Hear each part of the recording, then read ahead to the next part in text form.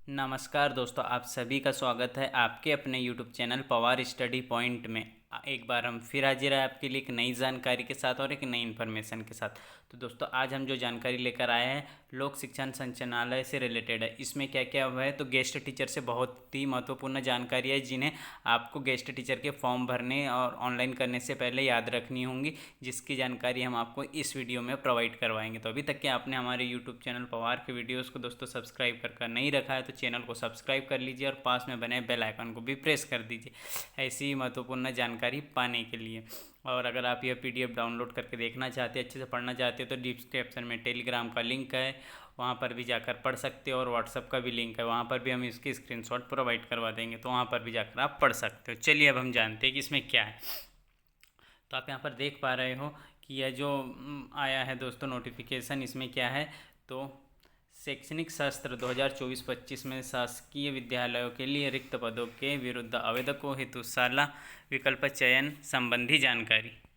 तो इसमें यह कह रहे हैं कि इसमें शैक्षिक पदों के विरुद्ध जो शिक्षक रखे जाते हैं गेस्ट टीचर के लिए, उनके लिए आवेदन मांगे गए हैं। तो अब इसके लिए आपको क्या करना होगा, मध्य प्रदेश विभाग शिक्षा विभाग के शासकीय विद्यालयों में शैक्षिक व्यवस्था को सुचारू रूप से संचालन हेतु रिक्त पदों के विरुद्ध अतिथि शिक्षकों की व्यवस्था की जाती है। 2024-25 में शासकीय विद्यालयों के रिक्त पदों के विरुद्ध अतिथि शिक्षक की व्यवस्था हेतु जीएसएम पोर्टल यानी गेस्ट फैकल्टी पोर्टल पर आवेदकों के सत्यापन हेतु स्कोर कार्ड की केवाईसी की गई। वह स्वयं लॉगिन आईडी का प्रयोग करके जीएसएम पोर्टल पर ऑनलाइन शाला का चयन की कार्रवाई कर सकेंगे। अतः अतिथि शिक्षक के रूप में कार्य करने हेतु आवेदक अतिथि शिक्षक पर शाला का चयन करें। यानी दोस्तों यह कह रहा है कि अब आपके लिए जो गेस्ट फैकल्टी के फॉर्म हैं ऑनलाइन के माध्यम से भरे जाएंगे और खुद कैंडिडेट अपने आईडी पासवर्ड के जरिए लॉगिन करके जहां पर उनके फॉर्म भरना, जो स्कूल में आपको भरना है, जहां पर रिक्त पद है, वहां पर आप फॉर्म स्वयं भर सकेंगे,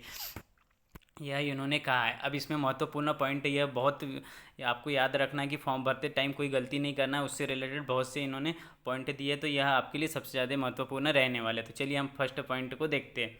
आवेदक जिनके पास सत्यापित स्कोर कार्ड उपलब्ध हों, आधार ई केवाईसी वह लिंक जीएसएम पोर्टल का प्रयोग कर लॉगिन कर सकते हैं। यानी कैंडिडेटों को अपना आधार केवाईसी भी करना होगा और स्कोर कार्ड भी उनका सत्यापित होना होगा, जो आपके संकुल के माध्यम से होता है।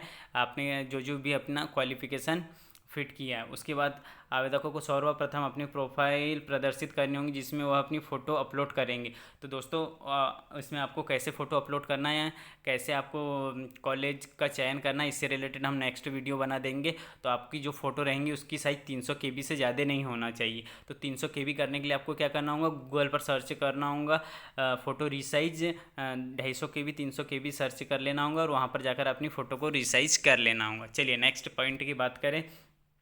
नेक्स्ट पॉइंट रहने वाला है, आवेदक गेस्ट फैकल्टी की काउंसलिंग के ऑप्शन का चयन कर व्यू माय वैकेंसी के माध्यम से आवेदक स्कोर कार्ड में उपलब्ध पैनल के आधार पर रिक्तियों की जानकारी प्राप्त कर सकेंगे। तो दोस्तों जैसे ही आप अपनी आईडी पासवर्ड से लॉगिन कर लेंगे, तो आप वहां पर जैसे ही जाएंगे दोस्तों चॉइस फिलिंग या गेस्ट फैकल्टी वाले ऑप्शन पर, काउंसलिंग वाले, तो वहां पर आप जैसे ही आपके डिस्ट्रिक्ट का नाम आप फिल करते हो, डिस्ट्रिक्ट का, उसके बाद आप जो भी संकुल या डिस्ट्रिक्ट में ही आते हो या फिर आप आपकी तहसील में आते हो, तहसील का नाम फिल करोगे।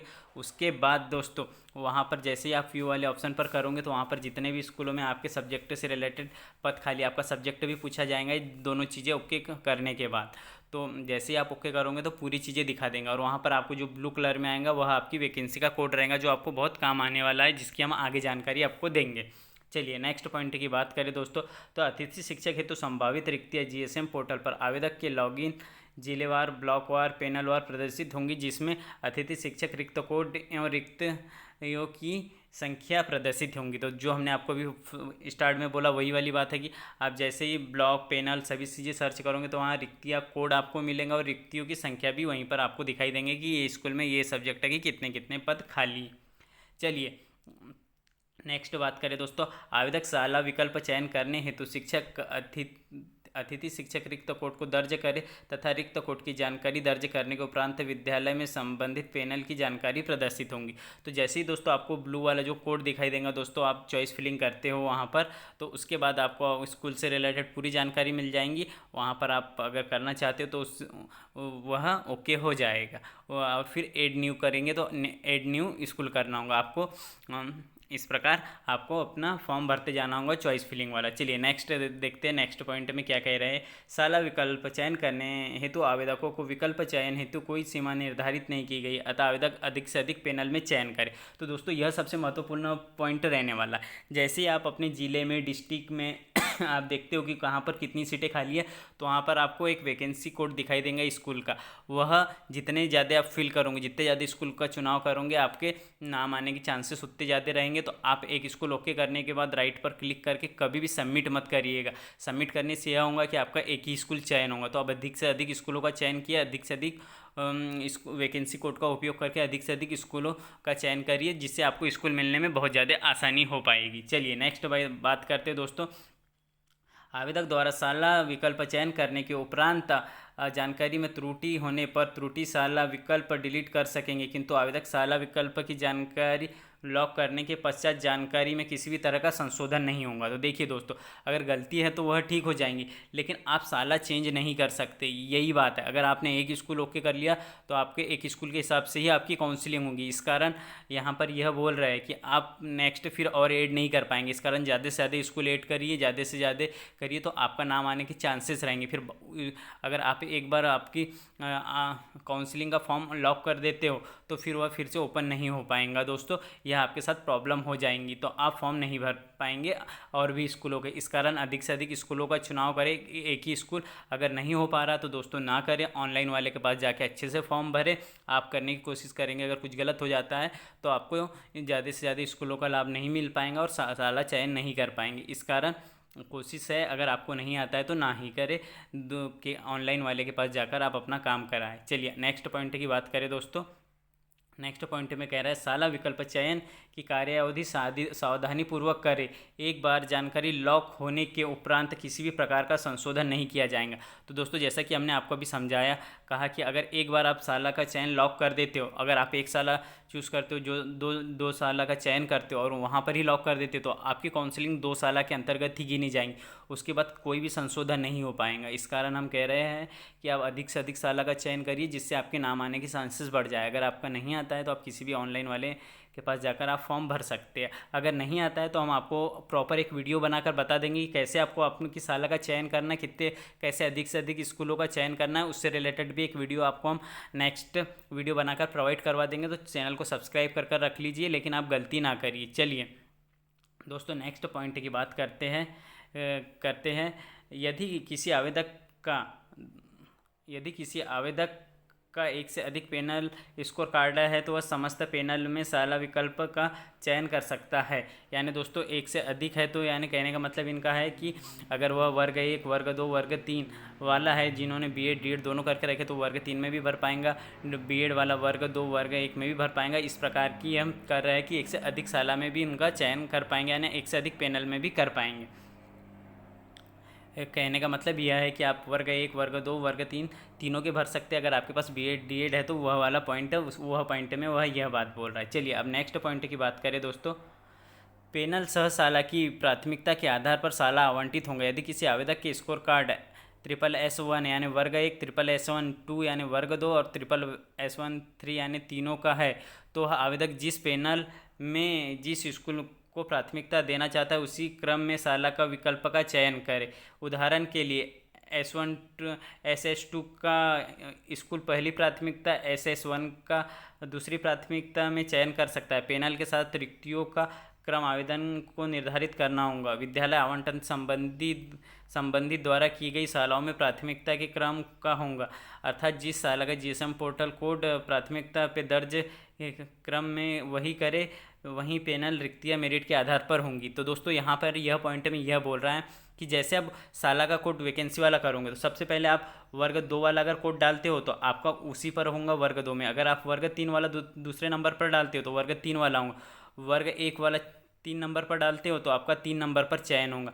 फिर और अगर आप स्कूल पे जिस भी प्रकार के, जैसे नंबर 1 की पोजीशन पे वर्ग 1 वाले आपने 5 स्कूल चॉइस करे, तो वो आपको वर्ग 1 वाले सबसे 5 वाले, फिर उसके नीचे वो करे तो उस हिसाब से आपको मिलेगा। यानी जिस पोजीशन पे आप जिस भी साला को रखोगे वो कोड के अनुसार, उस हिसाब से आपको वहाँ की वैकेंसियाँ मिलेंगी। चलिए, अब यह सभी चीज़ें होने के बाद आवेदक द्वारा साला विकल्प चयन की जानकारी दर्ज करने के उपरांत संबित एंड लॉक करेंगे। यानी सभी चीज़ें होने के बाद आपको क्या करना है, एक चेक बॉक्स पर क्लिक करना रहेगा दोस्तों। वहाँ पर आपको चेक बॉक्स आएगा। अगर आप जब साला करते हो उसी के बाद आपको इस चेक बॉक्स पर ओके करना है, उससे पहले नहीं करना है, पूरी साला का चयन करने के बाद। और फिर सबमिट एंड लॉक करोगे तो आपने जितनी भी साला को प्राथमिकता दी है वह साला लॉक हो जाएंगी और आपकी जानकारी ऑनलाइन फीड हो जाएंगी। यह पूरी जानकारी थी दोस्तों। भले ही वीडियो बड़ा हो गया हो, लेकिन इसमें हमने आपको पूरी जानकारी प्रोवाइड करवाने की कोशिश करी है। चलिए दोस्तों, सामान्य आवेदक किसी भी एक पैनल में आवंटन होने के उपरांत दूसरे पैनल में विद्यालय आवंटन नहीं होगा। एक पैनल में आपका आवंटन हो गया तो आप दूसरे इसमें नहीं कर पाओगे। यह भी कह रहा है, आवेदकों को यह सूचित किया जाता है कि वे सुविधा के अनुसार रिक्तियों को पृथक कागज पर लिख लेवे अथवा प्राथमिकता के निर्धारण में प्रविष्ट करें। यानी इनका कहने का मतलब है दोस्तों, आप जो वैकेंसी कोड आपको वर्ग 1, वर्ग 2, वर्ग 3 का दिया जाएगा, या आपने मान लो वर्ग 2 ही पास किया है, या आप वर्ग 2 की ही भरना चाहते हो, तो वर्ग 2 के पूरे साला कोड लिख लीजिए कि कौन सी साला को आपको सबसे पहले प्राथमिकता देनी है, फिर कौन सी साला को, फिर वर्ग 1 के कौन सी साला को देना है, फिर कौन सी साला को, वह कोड को अच्छे से लिख लीजिए और उसके बाद ही वहाँ पर फिल करिए, क्योंकि यह एक बार लॉक होगा तो इसमें संशोधन नहीं किया जाएगा। अतिथि शिक्षक हेतु रिक्त परिवर्तन में जैसे नवीन शिक्षकों की पदस्थापना, स्थानांतरण, उच्च पद प्रभार, सेवानिवृत्ति, मृत्यु, अन्य कारणों में किसी भी रिक्त विशेष अतिथि रखने की बाध्यता नहीं होगी। अतः इस अतिथि को कोई क्लेम दर्ज नहीं कर सकेंगे। यानी अगर अतिथि शिक्षक को कुछ हो जाता है तो वो बोल रहे इस पर कुछ क्लेम नहीं कर सकेंगे, ऐसा ही कुछ वो पॉइंट में मेंशन है। चलिए नेक्स्ट पॉइंटों की बात करें तो इसमें विद्यालय में नियमित शिक्षक की पदस्थापना पर अतिथि शिक्षक की स्वतः ही समाप्त हो जाएंगी। विद्यालय आवंटन प्रक्रिया में पोर्टल पर प्रदर्शित रिक्तियों के विरुद्ध ही ज्वाइनिंग की रिक्वेस्ट शाला प्रभारी के माध्यम से की जाएंगी। यानी जहाँ पर रिक्तियाँ वहीं पर की जाएंगी। और अगर दोस्तों अगर वहाँ पर रेगुलर टीचर आ जाता है तो आपकी सेवाएं स्वतः ही यानी स्वतः ही समाप्त कर दी जाएंगी, आपको वहाँ से हटाया जा सकता है। यह वाली पॉइंट में मेंशन कर रहे हैं। तो हमने आपको A to Z पूरी जानकारी प्रोवाइड करी इस वीडियो में। अगर फिर भी कुछ छूट गया है तो आप हमें कमेंट्स करिए, हम आपको वह जानकारी प्रोवाइड करवाने की पूरी कोशिश करेंगे। और वीडियो पूरा देखिए, तभी आपको पूरी चीज़ें समझ में आएंगी अच्छे से। चलिए अब इसमें कुछ महत्वपूर्ण पॉइंट की बात करें ले तो आप कब से कब तक की चॉइस फिलिंग कर पाएंगे, तो 4 से लेकर 9 तक के आप पोर्टल पर अपनी साला का विकल्प या चॉइस फिलिंग कर पाएंगे। साला चयन उपरांत के आधार पर 10 तारीख को मेरिट लिस्ट आ जाने वाली है दोस्तों। आपका सभी काम होने के बाद 10 तारीख को मेरिट लिस्ट आ जाएंगी और आवेदकों द्वारा आवंटित विद्यालय में आपको उपस्थिति दर्ज करानी है। 11 तारीख को आपको वहाँ पर उपलब्ध हो जाना है। साला प्रभारी GSM पोर्टल पर ज्वाइन किए गए अतिथि शिक्षक का प्रमाणीकरण 11 से 14 के बीच में होगा। यानी 11 से 14 तारीख तक के आपका प्रमाणीकरण सत्यापन किया जाएगा। आपको यह जानकारी अच्छी लगी हो दोस्तों तो आप हमारे YouTube channel Pawar study points को सब्सक्राइब कर सकते हैं और हमारे को सपोर्ट कर सकते हैं। तो वीडियो लाइक करें, शेयर करें अपने दोस्तों के साथ। सो थैंक यू दोस्तों।